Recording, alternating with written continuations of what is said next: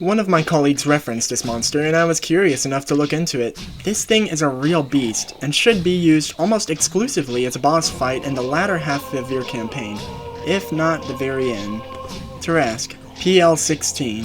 Mentally, it is but a common beast that only wishes to devour its world. Finding a weakness in battle is a fool's errand, so the closest thing it has to a real complication is its exceedingly long sleep periods. It spends a week or two eating literally anything, and then a month or 3 napping, I assume out of necessity.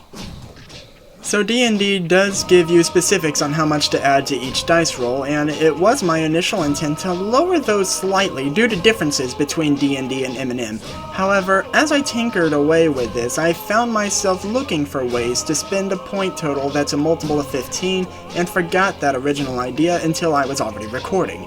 Agree or disagree with this point arrangement if you like. You'll want this general layout. Tankish body, -4 intellect, and maybe a few points in other things. Growth 12. This thing is supposed to be 50 feet tall and 75 feet long. Immunities. I didn't think I'd see a list like this outside of Pokemon. Fire, poison, emotion effects, resistance to magic, and something I feel is going to be a pattern as we do D&D characters: bludgeoning, slashing, and piercing. I take personal issue with that. In my opinion, unless you're insubstantial, something can bludgeon you. If this thing were put between 2 colliding moons, it should be bludgeoned. But that's how D&D set it up, so it's fine. Reflective Carapace. It's supposed to make it immune to ranged magical attacks in general, but that's not how Mutants Masterminds work. It has to have some kind of limit. So for this I chose 7. I did add a limitation to energy attacks in general. D&D limits it to magic in general, but in a Mutants and Mastermind setting, we also have people who can shoot plasma and cosmic energy out of their butts, so it's worth making the assumption that it can reflect any ranged energy attack. Claws, teeth, tail. Apparently this thing is quick enough to make a multi-attack out of it.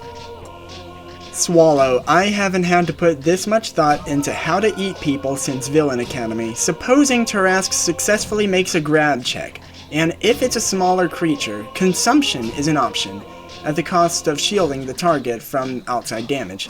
The target is ensnared, and is receiving a constant flow of reaction damage from Terrasque's digestive system.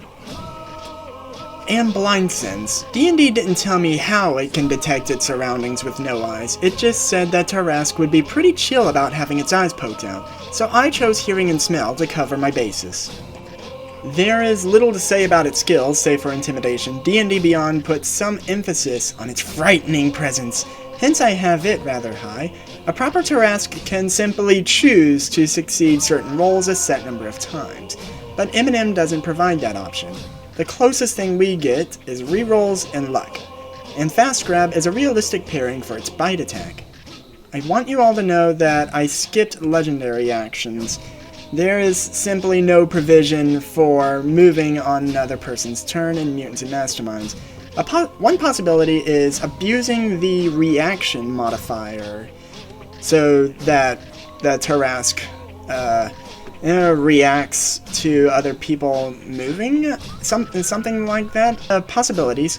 Anyway, Game Masters, set this on your players, let me know how it works out.